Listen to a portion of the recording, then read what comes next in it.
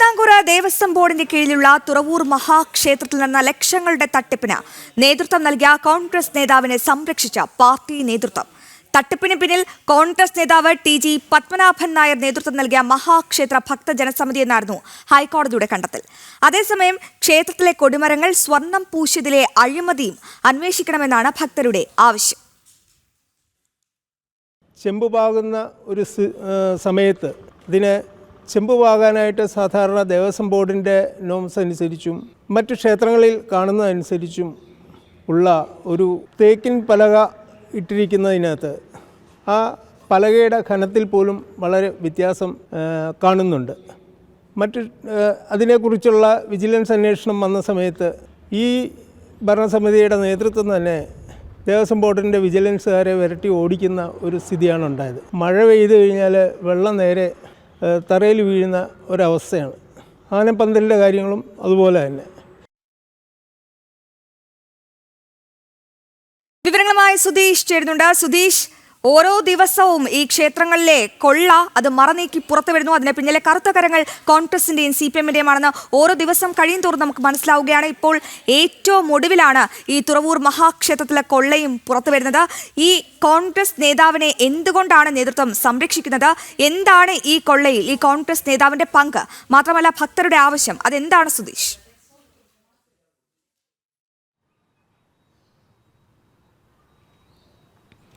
അശ്വതി, 1992 മുതൽ 2018 വരെയുള്ള ഒരു കാലയളവിലാണ് ഈ പത്മനാഭൻ നായർ എന്ന കോൺഗ്രസിൻ്റെ KPCC അംഗമായ കോൺഗ്രസ് നേതാവിൻ്റെ നേതൃത്വത്തിലുള്ള മഹാക്ഷേത്ര ഭക്തജന സമിതി ഈ തുറവൂർ നരസിംഹമൂർത്തി ക്ഷേത്രത്തിലെ ഭരണം നടത്തിയിരുന്നത്.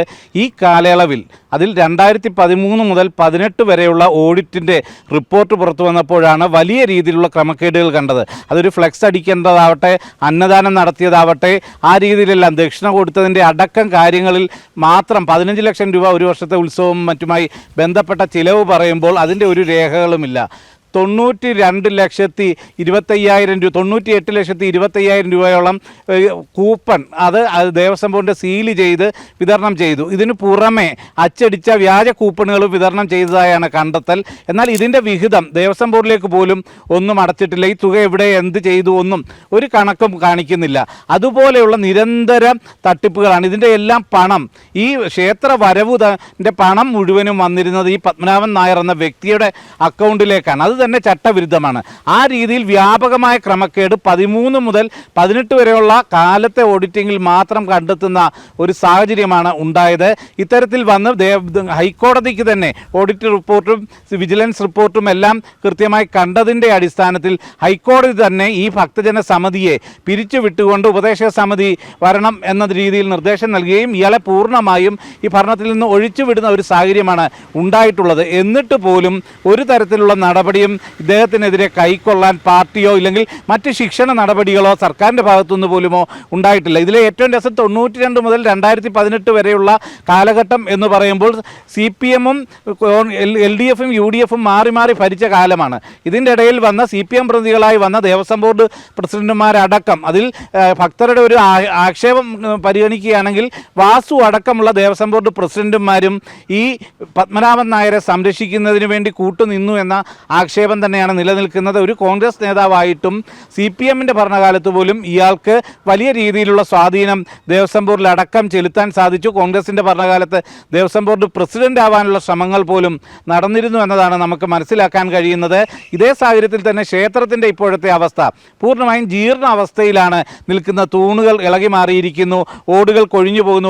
അവിടെ കതിന പൊട്ടുമ്പോൾ ഈ ചെമ്പു പാകിയതെല്ലാം മുകളിലേക്ക് തെറിച്ച് ഭക്തർ പറയുന്നതാണെങ്കിൽ നൃത്തം ചെയ്യുന്ന പോലെ ചെമ്പുപാളികൾ കിടന്ന് വിറയ്ക്കുന്ന കാഴ്ചയാണ് കാണാൻ സാധിക്കുന്നത്. ഇതേ സാഹചര്യത്തിൽ തന്നെയാണ് 99-ൽ 2 കൊടിമരങ്ങൾ അത് സ്വർണം പാകിയിരുന്നു.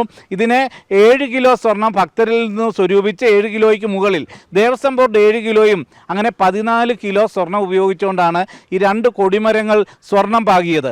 എന്നാൽ അത് പൂർണ്ണമായും ഇപ്പോൾ കറുത്ത് നിൽക്കുന്നു. അത് പൂർണ്ണമായും അതിൽ കൃത്രിമം നടന്നു എന്ന ഒരു വ്യക്തതയാണ് ഇതിൽ വരുന്നത്. കാരണം സ്വർണത്തിന് ക്ലാവ് പിടിക്കില്ല. ഇപ്പോൾ പൂർണ്ണമായും ക്ലാവ് പിടിച്ച അവസ്ഥയിലാണ്. ഈ രീതിയിൽ വലിയ അഴിമതി തുറവൂർ മഹാദേവ ക്ഷേത്രം കേന്ദ്രീകരിച്ച് നടന്നിട്ടുണ്ട് എന്നതാണ് മനസ്സിലാവുന്നത്. വർഷം 2 കോടിയിലധികം രൂപ ദേവസ്വം ബോർഡിന് തന്നെ വരുമാനം ലഭിക്കുന്ന ഒരു ക്ഷേത്രം കൂടിയാണ് തുറവൂർ മഹാക്ഷേത്രം. അത്തരം ഒരു ക്ഷേത്രമാണ് ഇപ്പോൾ ജീർണാവസ്ഥയിൽ നിൽക്കുന്നത്. അതിനുള്ള അടിയന്തര പരിഹാരം, അതോടൊപ്പം തന്നെ ഈ കൊടിമരങ്ങൾ സ്വർണം പാകിയതുമായി ബന്ധപ്പെട്ട അതിലെ അഴിമതി സംബന്ധിച്ച അന്വേഷണം, ഈ വലിയ വീഴ്ച വരുത്തിയ പത്മനാഭൻ നായർക്കെതിരെയുള്ള ശിക്ഷണ നടപടി അടക്കമുള്ള കാര്യങ്ങളാണ്. ഈ തട്ടിപ്പിനെ കുറിച്ച് ചോദിച്ചപ്പോൾ അവിടുത്തെ പ്രാദേശിക നേതൃത്വത്തിന്റെ വാദം അതെന്തൊക്കെയാണ് സുധീഷ്? അവർ ഈ തട്ടിപ്പിനെ കുറിച്ച് പ്രതികരിച്ചിട്ടുണ്ടോ? അത് നിയമപരമായി നടപടി ഉണ്ടാവേണ്ടതാണ്, അതിൽ താങ്കളല്ല എന്നതാണ്. അല്ലെങ്കിൽ അശ്വതി, സ്വാഭാവികമായും കോൺഗ്രസിന്റെ പ്രാദേശിക നേതൃത്വമല്ല ഒരു KPCC അംഗത്തെക്കുറിച്ച് പ്രതികരിക്കേണ്ടത്. അത് കോൺഗ്രസ് നേതാക്കൾ തന്നെയാണ് പ്രതികരിക്കേണ്ടത്. അവിടെയുള്ള പ്രാദേശിക നേതാക്കളെക്കാൾ ഉയർന്ന ഘടകത്തിൽ പ്രവർത്തിക്കുന്ന ഒരു വ്യക്തിയാണ് പത്മനാഭൻ നായർ.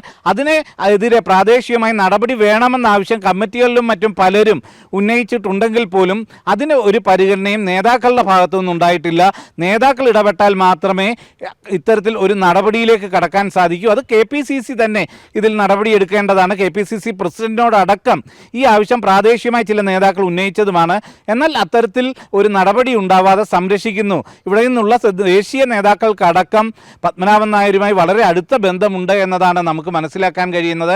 ആലപ്പുഴ ജില്ലയിൽ നിന്നും ദേവസ്വം മന്ത്രിയായ KC വേണുഗോപാൽ ഇരുന്നപ്പോൾ പോലും ഇത്തരം കൃത്രിമങ്ങൾ നടന്നിട്ടുണ്ട്. അത് ഇവർ തമ്മിലെല്ലാമുള്ള ബന്ധം വ്യക്തമാക്കുന്നത് കൂടിയായി വേണം നമുക്ക് വിലയിരുത്താനും. അതുകൊണ്ട് കോൺഗ്രസിൻ്റെ നേതൃത്വം ഇത് ഇടപെട്ട് ഒരു നടപടിയും സ്വീകരിക്കാൻ തയ്യാറാകാത്തതുള്ള അതൃപ്തി ഭക്തർക്കെല്ലാം തന്നെ ഉണ്ട്.